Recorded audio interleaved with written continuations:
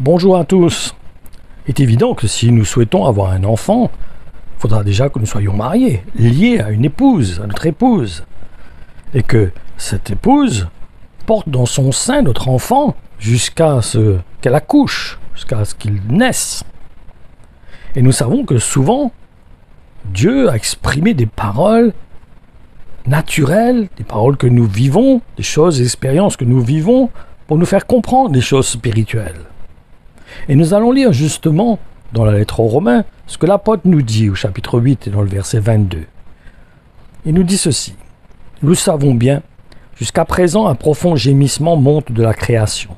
Oui, tous les êtres soupirent et souffrent dans une sorte de travail d'enfantement universel, jusqu'à ce qu'un monde nouveau soit né. » En réalité, il y a au sein de l'humanité une attente profonde de voir quelque chose se passer dans ce monde. Et la parole nous dit que ce sont les fils de la lumière. Ça veut dire les disciples de Jésus-Christ qui transmettent la parole de Dieu, qui communiquent cette lumière. C'est pour ça que le Seigneur nous demande de ne pas cacher notre lumière. Et c'est donc le désir de vivre la vie véritable que ce monde cherche. Mais pour vivre cela, bien sûr, il faut accepter qu'elle ne puisse venir que de Dieu au travers de son Fils. Voyons justement ce que nous dit l'apôtre Jean à ce sujet, dans son évangile, au chapitre 5 et dans le verset 21, et qui concerne donc le pouvoir qui revient à Dieu et à son Fils de donner la vie. Et que nous aussi, nous avons ce pouvoir. Il nous dit en effet, comme le Père ressuscite les morts et leur donne une nouvelle vie, ainsi le Fils peut lui aussi donner la vie nouvelle à tous ceux auxquels il veut la donner. Ces paroles ne vous rappellent-elles pas ce qui a été communiqué par Jésus-Christ vis-à-vis de la question qui avait été posée par Nicodème? Et c'est bon justement de lire ce que Jésus-Christ lui a répondu et qui se trouve dans l'évangile de l'apôtre Jean, chapitre 3, qui nous dit ceci: « Vraiment, je te l'assure, celui qui ne passe pas par une nouvelle naissance ne saurait voir le règne de Dieu. » Nicodème lui répondit: « Comment un homme déjà âgé peut-il naître de nouveau? Il ne peut pourtant pas retourner dans le ventre de sa mère et naître une seconde fois. » « Vraiment, je te l'assure, reprend Jésus, à moins de renaître d'eau et d'esprit, personne ne peut entrer dans le royaume de Dieu. Ceux qui sont nés d'un père et d'une mère appartiennent à la famille des humains, et ceux qui sont nés de l'Esprit Saint appartiennent à l'Esprit Saint. Ne sois donc pas surpris si je t'ai dit, il vous faut tous passer par cette nouvelle naissance. Si dès à présent, lorsque je vous parle de ce qui se passe ici-bas sur la terre, vous ne me croyez pas, comment s'attendre à ce que vous croyiez si je vous parle de ce qui se passe au ciel? Car jamais personne n'a été au ciel, sauf le Fils de l'homme qui y réside et en est descendu. Dans le désert, Moïse a placé le serpent de bronze en haut d'un poteau, devant tous. De la même façon, le Fils de l'homme doit être placé en haut, devant tous. Ainsi, tous ceux qui croient en lui auront la vie avec Dieu pour toujours. Oui, Dieu a tellement aimé le monde qu'il a donné son Fils unique. Ainsi, tous ceux qui croient en lui ne se perdront pas loin de Dieu, mais ils vivront avec lui pour toujours. En effet, Dieu n'a pas envoyé son Fils dans le monde pour condamner les hommes, mais pour que le monde soit sauvé par lui. Celui qui place sa confiance en lui n'aura pas à subir de condamnation, mais celui qui lui refuse sa confiance est déjà condamné, car il n'a pas mis sa confiance en la personne du Fils unique de Dieu. Voici comment la condamnation se manifeste. La lumière est venue dans le monde, mais les hommes préfèrent l'obscurité à la lumière, parce qu'ils agissent mal. Tous ceux qui font le mal détestent la lumière et ne vont pas vers la lumière. En effet, ils ont peur qu'on découvre leurs mauvaises actions. Par contre, celui qui se conforme à la vérité s'approche tout naturellement de la lumière pour qu'on voit clairement que tout ce qu'il fait, il l'accomplit dans la communion avec Dieu. C'est important, nous voyons combien il est important d'élever Jésus tout le temps, que le sujet principal de ce que nous parlons, ce que nous exprimons, c'est d'élever Jésus, c'est de le montrer au monde, afin que ce monde fixe les regards sur lui. Et vous avez pu constater au travers de cette publication que Dieu le Père a donné le pouvoir à son Fils de transmettre la vie. Et c'est aussi dans cet état d'esprit que l'apôtre Paul exprime aux chrétiens de Galate qu'il ressent les douleurs pour eux aussi, comme ceux d'un enfantement. Et il est bien sûr évident que lorsqu'un chrétien ressent ce genre de douleur, c'est pour ceux que nous souhaitons voir hériter le royaume de Dieu, oui ou non? Et c'est bon pour comprendre cela, de porter une attention particulière à ce moment où l'apôtre Paul ouvre son cœur aux chrétiens de Galate, et spécialement dans le chapitre 4, dans les versets 19 et 20, lorsqu'il leur dit « Mes chers enfants, pour vous, j'endure encore une fois les douleurs de l'enfantement pour que le Christ reprenne forme en vous. Je souffre jusqu'à ce que vous soyez parvenus à une parfaite ressemblance avec lui. Comme je voudrais être personnellement mieux de vous et pouvoir mieux adapter mon langage. En votre présence, je trouverai peut-être le ton qui convient pour parler à votre cœur. Je suis inquiet à votre sujet et je ne sais plus comment m'y prendre avec vous. » Est-ce que vous réalisez pleinement le privilège que vous avez d'avoir reçu le Saint-Esprit en vous? Et nous devons être conscients que cela vient de ce que notre nom est écrit dans le livre de vie. Ce n'est pas par mérite. Nous n'avons pas mérité cela.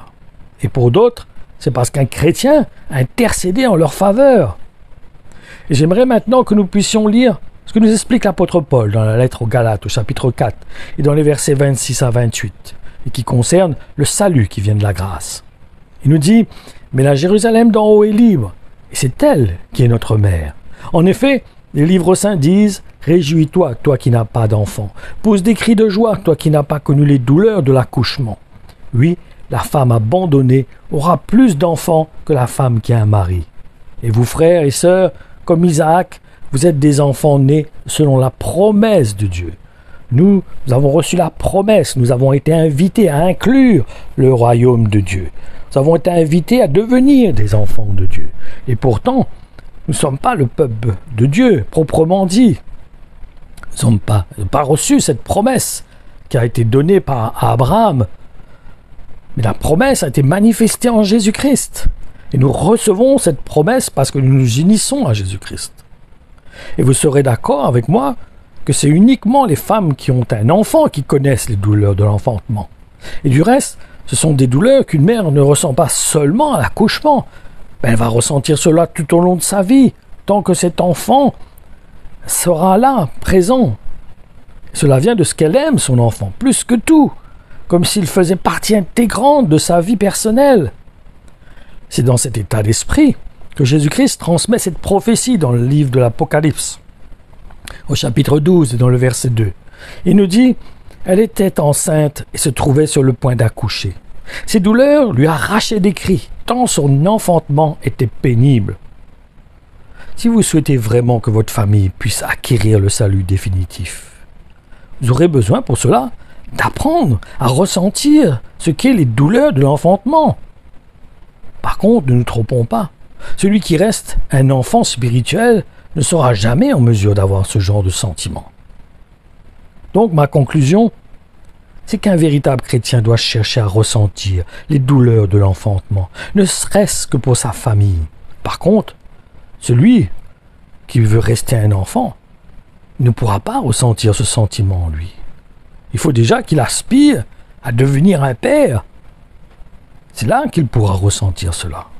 Et pourtant, si nous souhaitons voir notre famille acquérir le salut, nous devrons pour cela aspirer à vivre cet état qui vient lorsque nous sommes un en Jésus-Christ et que nous disposons notre cœur à l'écoute du Saint-Esprit. Autrement, nous nous faisons des illusions, car ce n'est pas dans la chair que cela se passe, c'est dans l'Esprit. Et c'est en communion avec l'Esprit que nous pouvons ressentir ce sentiment d'enfantement. En effet, il ne faut pas se tromper. Les choses sont spirituelles. Si nous voulons voir quelqu'un se donner à Jésus-Christ et s'investir, s'identifier à Jésus-Christ, cela se passe dans l'Esprit.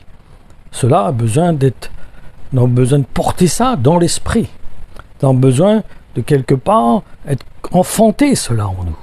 Nous avons besoin de le porter devant Dieu. Nous avons besoin de nous attendre à Dieu pour que le Seigneur puisse intervenir afin que la parole de Dieu produise cette vie dans le cœur de ceux que nous aimons. Autrement, nous nous séduisons nous-mêmes. Parce que ce n'est ni par la chair, ni par la puissance que ces choses se font. Ce n'est pas en forçant quelqu'un à venir à l'église qu'il va devenir une nouvelle création. Mais cela se passe dans le spirituel. C'est une œuvre de l'esprit. C'est une intervention de l'esprit dans la vie de quelqu'un. Donc nous avons besoin, quelque part, d'être comme une semence que nous semons et que nous arrosons, nous entretenons. C'est pas de larguer une semence et puis de la laisser croire qu'elle va croître comme ça par enchantement. C'est évident que nous avons besoin de l'arroser, prendre soin, arracher les mauvaises herbes qui l'entourent. C'est pour ça que Dieu, ceux qui disent que nous devons laisser les gens libres, non. Nous avons besoin de les tenir dans l'esprit, nous avons besoin d'arracher les mauvaises herbes, nous avons besoin de gratter autour pour que l'eau qui coule près du tronc puisse bien arroser les racines. Donc c'est important pour nous de se tenir dans l'esprit, d'avoir une attitude de nous tenir devant le Seigneur et d'écouter la voix de l'Esprit dans notre cœur afin de collaborer avec l'Esprit de Dieu, afin que lui puisse agir et que nous ne soyons pas en train de nous mettre entre l'Esprit et cette personne, que nous ne soyons pas un mauvais canal, que nous ne soyons pas nous-mêmes une mauvaise herbe qui vient empêcher quelqu'un de croître dans le Seigneur, parce que nous agissons avec notre chair, avec notre mentalité, avec notre compréhension. Nous avons besoin vraiment de collaborer avec l'Esprit de Dieu. Parce que si l'Esprit de Dieu habite en nous, comme disait cette parole tout à l'heure, nous sommes des enfants d'Isaac. Pourquoi? Parce que nous vivons par l'Esprit. Et que Jésus dit, non, c'est l'apôtre Paul, en effet, qui dit que celui qui est conduit par l'Esprit est véritablement un enfant de Dieu. Celui qui n'a pas l'Esprit ne lui appartient pas. Donc c'est important pour nous d'être conduits par l'Esprit de Dieu, de ressentir dans notre cœur, d'être sensible, de se disposer à enfanter ceux que nous aimons, à avoir la grâce de Dieu se révéler à leur cœur, avoir une conviction se passer dans leur cœur de la part du Saint-Esprit pour les emmener à vivre les choses de l'Esprit. Ce monde ne pourra vivre les choses de l'Esprit qu'à condition